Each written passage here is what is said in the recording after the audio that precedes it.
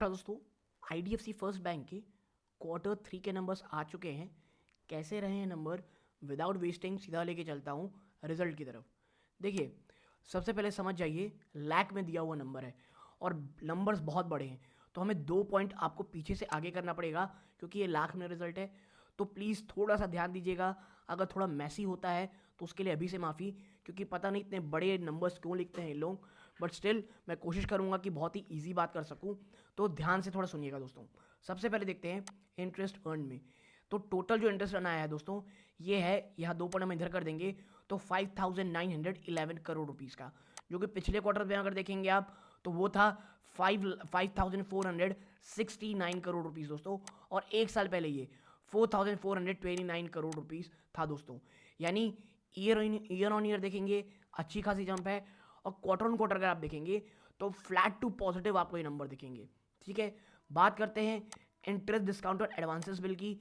तो इस बार ये नंबर लगभग 5,000 करोड़ के रहे हैं दोस्तों, 4,999 करोड़, आप 5,000 करोड़ कह सकते हैं, जो कि पिछले क्वार्टर में ये 4,603 करोड़ थे। यानी क्वार्टर ऑन क्वार्टर जंप साफ देखने को मिल रही है।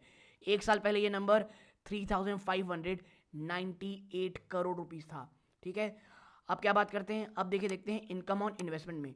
जो कह लीजिए इन्होंने इन्वेस्टमेंट की थी उससे इनको कितना रुपया आया है, तो यहाँ से दोस्तों 823 करोड़ रुपीज़ के नंबर्स आए हैं, जो पिछले क्वार्टर में 801 करोड़ रुपीज़ आप कह सकते हैं नंबर देखने को मिले थे। एक आप कह सकते हैं एक साल पहले ये 687 करोड़ थे, और एक साल पहले यानी कह सकते हैं आप ईयर ऑन ईयर ये एक अच्छा खासा जंप है। बात करते हैं नेक्स्ट चीज़ की कि भाई जो आरबीआई के पैसा रखे हुए हैं उसमें कितना इन्होंने इंटरेस्ट कमाया है। ठीक है, और जो इंटर बैंक फंड्स की कह सकते हैं ट्रांसफ़र किए जाते हैं उसमें इन्होंने कितना कमाया है। तो यहाँ दोस्तों इनकी इनकम आई है कह सकते हैं 32 करोड़ रुपए, जो पिछले क्वार्टर में 24 करोड़ थी, और एक साल पहले आप कह सकते हैं ये 117 करोड़ थी। यानी ईयर ऑन ईयर जंप पे एक बड़ा डेंट है, लेकिन ये कोई इनकी मेन इनकम नहीं है, तो ये ऊपर नीचे होती रहती दोस्तों।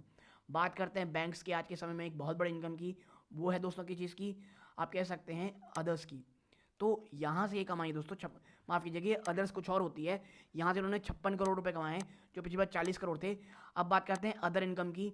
ठीक है, अदर इनकम में इन्होंने कमाए हैं लगभग 1,152 करोड़, जो एक क्वार्टर पहले दोस्तों 1,161 करोड़ रुपीज़ थे, और एक साल पहले ये दोस्तों 768 करोड़ थे। यानी year on year quarter on quarter अच्छी खासी जंप है।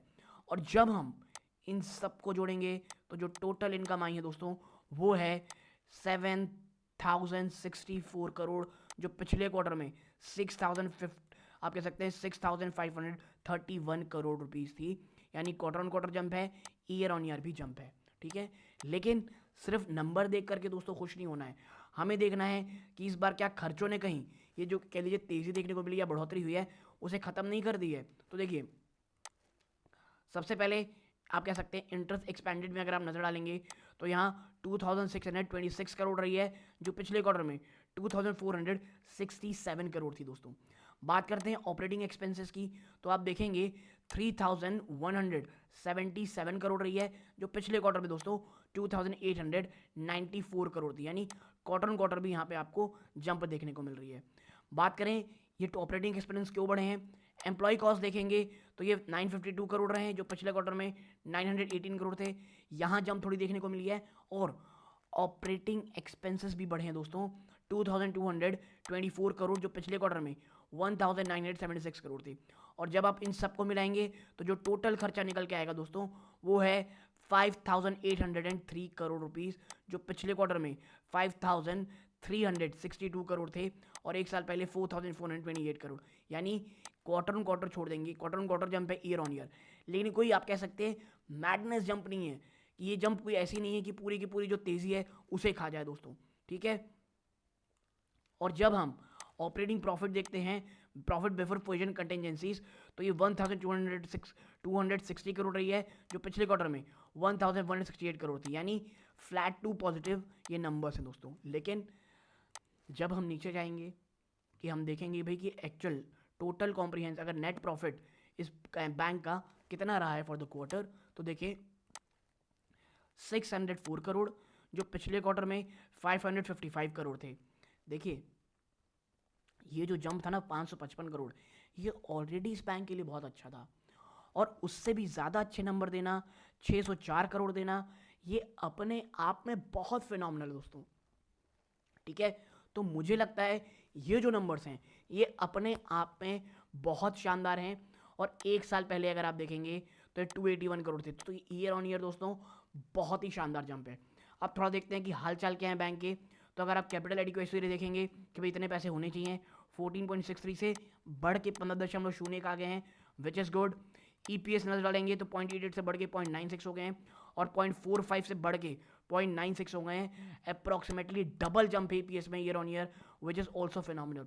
दोस्तों करंट इसका जो आप कह सकते हैं जो असर होगा बाजार में, उससे ज़्यादा इंपॉर्टेंट ये याद रखिएगा कि जो एक ग्रोथ ट्रैजेक्टरी की ओर ये बैंक चल पड़ा है, इसमें कोई कह लीजिए गिरावट नहीं आई है, बल्कि ये बढ़ता ही चला जा रहा है। और ये एक मैं कहूँगा बहुत बहुत शानदार साइन है। बात कर लेते हैं भाई एनपीएस की। तो यहाँ पे आप देखेंगे कि 3.18% से घट के 2.96 हो गई है ग्रॉस एनपीए। और जब नेट एनपीए देखते हैं तो दोस्तों ये माफ़ कीजिएगा, ये नहीं है, ये ग्रॉस एनपीए हो गई, हाँ। और जब हम नेट एनपीए देखेंगे तो 1.09 से घट के 1.03 हो गई है, which is great. Return on an asset देखेंगे तो भी 1.07 से बढ़ के 1.11% पे हो गई है। ठीक है, डेट टू इक्विटी रेशियो भी देखिए तो आप पाएंगे कि 1.34 से घट के 1.31। मुझे ये लग रहा है दोस्तों ये नंबर्स काफ़ी अच्छे हैं। और अगर बाजार इसका नेगेटिव रिटर्न देता है, जैसे एचडीएफसी बैंक के अच्छे नंबर के बावजूद गिरावट हुई थी, तो वो एक मात्र खरीदारी का मौका हो सकती है। और प्लीज़ आईडीएफसी फर्स्ट बैंक को लॉन्ग टर्म के लिए देखें। रिजल्ट कंपनी ने लगातार दूसरी बार कह सकते हैं छक्का मार दिया दोस्तों, और ये एक बहुत ही शानदार आप कह सकते हैं जंप है। अब अगर हम थोड़ा सा भाई नेक्स्ट सेगमेंट वाइज चले कि सेगमेंट वाइज किस तरह कंपनी ने नंबर्स दिए हैं, तो आप यहाँ पाएंगे दोस्तों कि जो आप कह सकते हैं ट्रेजरी है, वहाँ पे आप कह सकते हैं 3139 करोड़ से बढ़ के धंधा 3375 करोड़ रहा है। होलसेल बैंकिंग में साफ साफ यहाँ गिरावट देखने को मिली है। आप कह सकते हैं 1591 करोड़ से बढ़ के 1693 करोड़ हो गए हैं दोस्तों। मैं कम क्यों बोल रहा था, बढ़ाई है दोस्तों, माफ़ कीजिएगा। ठीक है, और रिटेल बैंकिंग में नजर डालेंगे तो यहाँ पर भी बढ़ोतरी हुई है। अदर बैंकिंग बिजनेसेस भी बढ़े हैं दोस्तों, 93 करोड़ से बढ़ के 130 करोड़, ह्यूमंगस जंप है। ठीक है, तो ये अच्छी चीज़ दोस्तों कि हर एक सेगमेंट में हमको बढ़ोतरी देखने को मिल रही है। और यही कारण है कि आने वाला जो कह लीजिए समय है आईडीएफसी फर्स्ट बैंक के लिए बहुत बहुत अच्छा दिख रहा है। ये इस बात की कह लीजिए प्रमाण दे रहा है कि पिछले क्वार्टर में जो अच्छे नंबर्स आए थे ये कोई फ्लूक नहीं था, वो कोई आप कह सकते हैं तुक्का नहीं था, वो 100% मेहनत थी। वी वैद्यनाथन साहब की मेहनत थी, बैंक के कर्मचारियों की मेहनत थी। और मुझे लगता है वो शेयर होल्डर्स जो इस बैंक में भरोसा रखे, उनको बैंक बहुत अच्छे रिटर्न्स आने वाले समय में देगा, जैसा उसने पिछले साल से दिया है। तो अगर ये एनालिसिस पसंद आई दोस्तों, वीडियो को लाइक करके चैनल को सब्सक्राइब कीजिएगा। यहाँ तक जुड़े रहे बहुत बहुत धन्यवाद। ये इस वीडियो का अंत है। जय हिंद दोस्तों।